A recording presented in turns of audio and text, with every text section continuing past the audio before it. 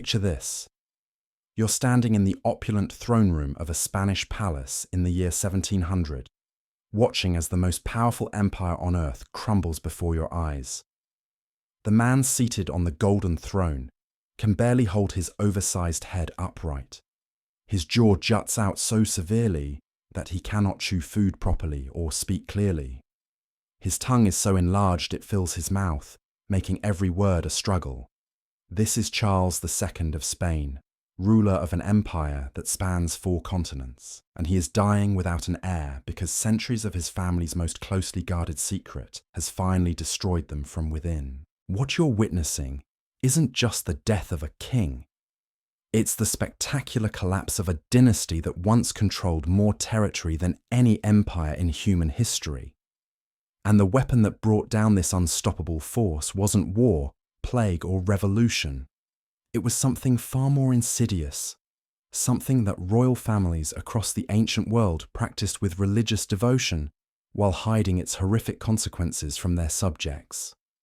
Before diving into these forgotten stories of genetic devastation disguised as divine mandate, if you enjoy learning about the hidden truths of history, consider hitting that like button and subscribing for more content like this. Please comment below to let me know where you're listening from. I find it incredible that we're exploring these ancient stories together from different parts of the world, connected across time and space by our shared fascination with the dark secrets of power. The practice I'm talking about has a clinical name today, consanguineous marriage, but for thousands of years it was simply called keeping the bloodline pure. Royal families from Egypt to Persia, from the Ptolemies to the Habsburgs, believed that mixing their divine blood with that of commoners would dilute their godlike essence and weaken their claim to absolute power. So they did what seemed logical to their twisted reasoning. They married their siblings, their children, their parents, creating family trees that looked more like telephone poles than the branching networks of normal human genealogy. What these ancient rulers didn't understand, what they couldn't understand, given the primitive state of medical knowledge, was that they were conducting a slow-motion genetic experiment on their own bloodlines. Each generation, the invisible damage accumulated. Recessive genes that should have remained buried deep in the human genome suddenly found their matching pairs, expressing themselves as devastating birth defects, mental disabilities, and physical deformities that horror, but would make modern doctors recoil in here's what makes this story truly chilling. It wasn't ignorance that drove these practices. It was calculated political strategy. Royal incest served multiple purposes that had nothing to do with love or even lust. It prevented ambitious outsiders from marrying into the royal family and potentially claiming the throne. It kept wealth and power concentrated within a single bloodline. It demonstrated that royals were above the moral laws that governed ordinary mortals. Most importantly, it sent a clear message to subjects. We are not like you. We are gods walking among humans, and the normal rules of nature do not apply to us. The Egyptian pharaohs were perhaps the first to perfect this system. For over 3,000 years, they married their siblings with the same casual regularity that other cultures arranged marriages between unrelated families. Brother-sister unions weren't just accepted, they were expected, even demanded by religious tradition. The pharaohs claimed to be living embodiments of the gods Osiris and Isis, who according to Egyptian mythology were siblings who married each other and ruled together over the afterlife. If it was good enough for the gods, the logic went, it was certainly appropriate for their earthly representatives. The genetic consequences were immediate and devastating, though ancient Egyptians lacked the scientific framework to understand what they were witnessing. Pharaohs were born with clubfoot, bone necrosis that made walking impossible, enlarged tongues that interfered with speech, and cognitive disabilities that left them unable to rule effectively. The most famous example might be Tutankhamun, whose mummified remains reveal the accumulated damage of generations of sibling marriage. DNA analysis has confirmed that his parents were full siblings, and the young pharaoh suffered from a constellation of genetic disorders, including bone necrosis, malformed feet, and possible temporal lobe epilepsy. Yet the practice continued for millennia because the alternative, admitting that royal blood was no different from common blood, would have undermined the entire foundation of pharaonic power.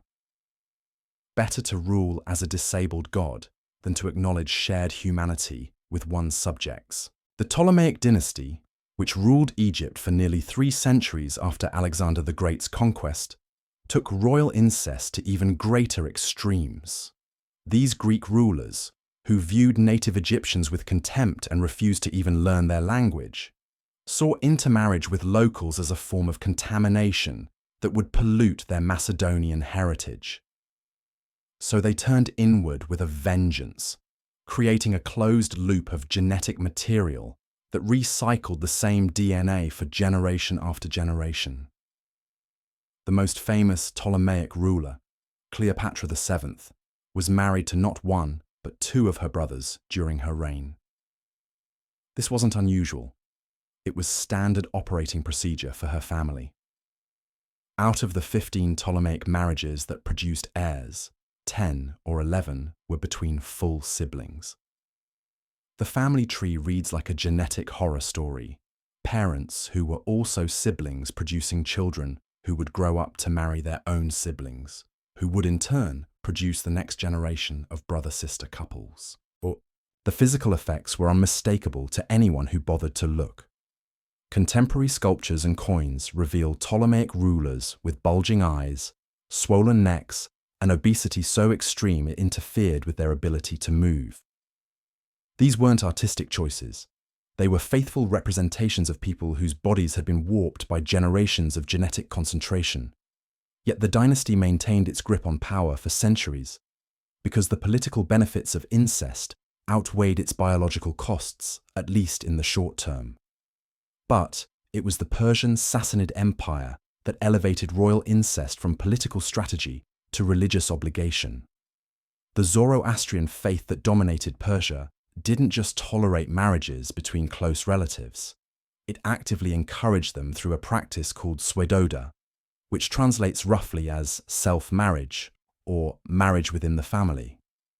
This wasn't limited to distant cousins or even siblings. Zoroastrian religious texts explicitly praised marriages between fathers and daughters, mothers and sons, and brothers and sisters as acts of supreme piety that brought the participants closer to divine perfection. The religious justification was elaborate and sophisticated.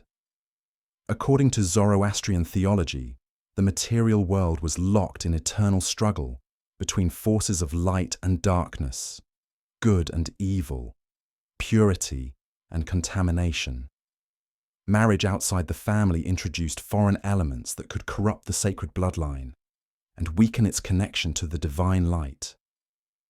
Only by keeping marriages within the immediate family could royal bloodlines maintain their spiritual purity and their right to rule as representatives of the god Ahura Mazda on earth. The practice became so institutionalized that medieval Zoroastrian texts ranked different types of incestuous marriages according to their spiritual merit. Mother-son unions were considered the most sacred, followed by father-daughter marriages, with brother-sister relationships occupying the 3rd tier of divine approval. The more closely related the partners, the greater the spiritual benefit supposedly gained from their union. Persian kings didn't just practice pseudoda, they celebrated it publicly as proof of their superior piety and their transcendence of ordinary human limitations. Royal marriages became elaborate religious ceremonies that demonstrated the family's commitment to maintaining their sacred bloodline against contamination by lesser mortals. Foreign diplomats who witnessed these ceremonies reported their shock and disgust, but Persian nobles saw their reactions as evidence of spiritual inferiority rather than moral wisdom. The genetic consequences were predictable and severe. Persian royal families suffered from the same constellation of disorders that plagued their Egyptian and Greek counterparts: physical deformities, cognitive disabilities, fertility problems, and shortened lifespans. But Zoroastrian theology provided a ready explanation for these problems that didn't require abandoning the practice of incest. Suffering and disability were tests of faith, opportunities for the royal family to demonstrate their spiritual strength by enduring hardships that would break ordinary mortals. This theological framework created a closed loop of justification that was almost impossible to break. When incestuous marriages produced healthy children, it proved the divine favor of the bloodline. When they produced disabled or sickly offspring, it demonstrated the family's spiritual superiority through their willingness to accept divine testing. Either outcome confirmed the wisdom of continuing the practice, ensuring that each generation would repeat the genetic mistakes of their ancestors while believing they were fulfilling their highest religious obligations. The consequences of these theological justifications extended far beyond individual suffering. Entire royal lines began to weaken and collapse as genetic damage accumulated across generations, like compound interest on a debt that could never be repaid. But the most spectacular example of how systematic incest could destroy an empire came from the Spanish Habsburg dynasty, whose rise and fall reads like a medical textbook written in blood and gold. The Habsburgs didn't start as genetic disasters. The early members of the family were robust, intelligent, and ruthlessly effective rulers who built their power through strategic marriages that united the crowns of Spain, Austria, Hungary, and the Holy Roman Empire. Charles V, who ruled in the early 16th century, controlled territories spanning from Germany to the Americas, creating the first empire in history where the sun never set. His reign marked the pinnacle of Habsburg power, when their combination of military might, economic resources, and political cunning made them the dominant force in European politics. But Charles made a fatal mistake that would doom his descendants. In his obsession with keeping power concentrated within the family, he began arranging marriages between increasingly close relatives. His son Philip married his own niece. Their children married their cousins. Each generation, the genetic pool grew smaller and more concentrated as the Habsburgs turned inward, convinced that their success proved the superiority of their bloodline over all others. The family developed what historians now call the Habsburg jaw, a severe underbite caused by a recessive gene that became more pronounced with each generation of intermarriage. But this visible deformity was just the tip of an iceberg of genetic problems that lurked beneath the surface. Habsburg children began displaying learning disabilities, fertility problems, and physical weakness that made them increasingly unfit to rule the vast territories they inherited. The systematic nature of their intermarriage created a genealogical nightmare that would challenge even modern geneticists to unravel.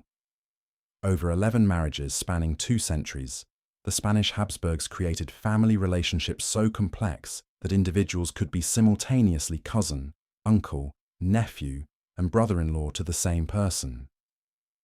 Children inherited genetic material from the same ancestors through multiple pathways, concentrating harmful recessive genes until they reached critical mass. By the time Charles II was born in 1661, the accumulated damage of 2 centuries of incest had created what medical historians now recognize as one of the most genetically compromised individuals in recorded history.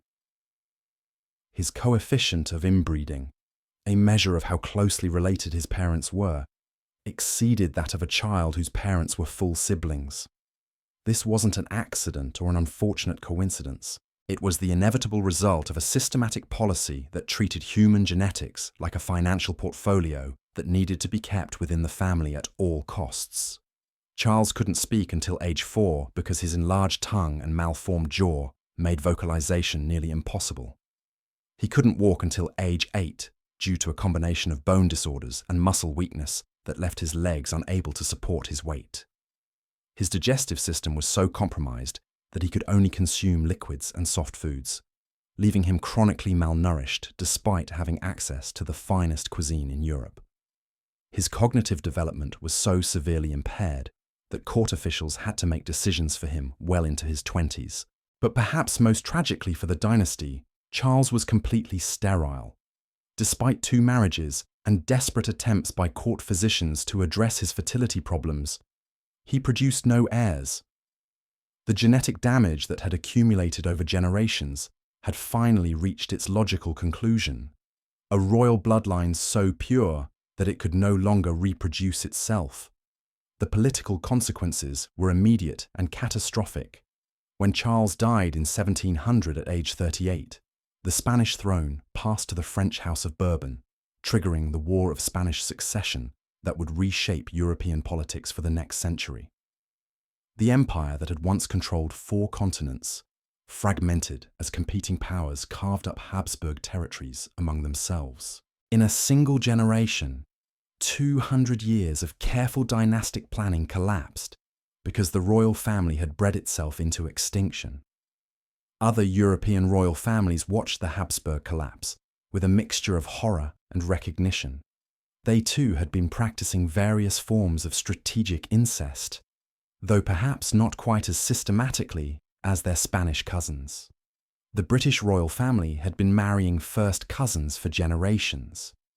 The French Bourbons regularly arranged marriages between uncles and nieces. The Russian Romanovs had created their own closed circle of intermarriage with German noble houses. The lesson should have been clear. Royal bloodlines were not immune to the laws of biology, and genetic diversity was not a luxury but a necessity for long-term survival. But for most royal families, the political benefits of incestuous marriage still seemed to outweigh the biological costs. They convinced themselves that the Habsburg collapse was an extreme case, that their own more moderate approach to family intermarriage was somehow safer. This willful blindness led to tragedies that echoed across generations. Queen Victoria, who ruled the British Empire at its height, was a carrier of haemophilia, a genetic bleeding disorder that she passed to her children through strategic marriages across European royal families. Her grandson, the Russian Tsarevich Alexei, suffered from severe haemophilia that left him in constant pain and near death from minor injuries. The royal family's desperate attempts to treat his condition led them to Rasputin, the infamous mystic whose influence over the imperial family contributed to the revolution that destroyed the Romanov dynasty. The irony was perfect and devastating. Royal families had practiced incest for thousands of years to preserve their divine right to rule, to demonstrate their superiority over common mortals, to keep power concentrated within sacred bloodlines. Instead, they had systematically weakened themselves until they became unable to fulfill the basic biological function that justified their existence, producing healthy heirs to continue their dynasties. The genetic damage wasn't limited to dramatic cases like Charles II or Tsarevich Alexei. Even apparently healthy royal children often carried hidden genetic time bombs that would explode in future generations. Recessive genes for mental illness, physical deformity, and metabolic disorders lurked in royal DNA like dormant viruses, waiting for the right combination of inbred ancestry to activate them. Modern genetic analysis of royal remains has revealed the true scope of the damage caused by centuries of systematic incest. Studies of Habsburg family trees show inbreeding coefficients that approach the theoretical maximum for human populations. DNA extracted from Egyptian mummies reveals genetic bottlenecks so severe that entire royal bloodlines were essentially genetic clones of their ancestors. Persian royal burial sites contain remains that show clear evidence of the developmental abnormalities associated with severe inbreeding depression. What makes this story particularly chilling is how recently these practices continued. The last Habsburg emperor didn't abdicate until 1918. European royal families were still arranging marriages between first cousins well into the 20th century. The genetic consequences of ancient incest policies were still playing out in royal nurseries when radio broadcasts were announcing the outbreak of World War I. The palaces still stand today, transformed into museums, where tourists admire the architectural grandeur and artistic treasures of these fallen empires. Visitors marvel at the opulent chambers where royal families once lived, but the marble corridors keep their darkest secrets silent.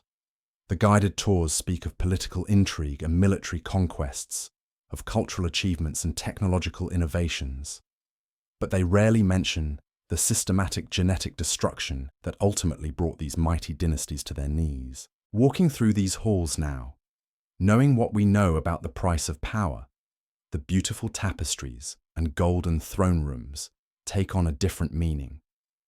Behind every portrait of a Habsburg king or Ptolemaic pharaoh lies a story of accumulated suffering, of children born into lives predetermined by the twisted genetics of their ancestors. The crowns and scepters displayed in glass cases were held by hands that shook from genetic disorders, worn by heads that could barely support their weight. Perhaps most haunting of all is the realization that these weren't ancient barbaric practices confined to primitive societies. These were sophisticated civilizations that produced magnificent art, groundbreaking philosophy, and innovative technologies while simultaneously conducting genetic experiments on their own bloodlines that modern science recognizes as utterly catastrophic. The same minds that built architectural marvels and conquered continents somehow convinced themselves that the laws of biology didn't apply to divine bloodlines. The royal families who believed they were preserving their godlike essence through incest actually proved their fundamental humanity in the most brutal way possible. Their bodies broke down, their minds failed, and their bloodlines died out according to the same genetic principles that govern every living thing on Earth. In trying to transcend human limitations, they demonstrated that no amount of political power, religious justification, or accumulated wealth can exempt anyone from the basic requirements of biological survival. Today, these stories serve as a reminder that the pursuit of absolute power often carries within it the seeds of absolute destruction. The empires that seemed most invincible were often the most vulnerable, weakened from within by the very practices that their rulers believed made them strongest. Sometimes the greatest threats to civilization come not from external enemies, but from the twisted logic of those who wield power without wisdom, who mistake genetic concentration for divine favor, and who sacrifice the future for the illusion of eternal dominance.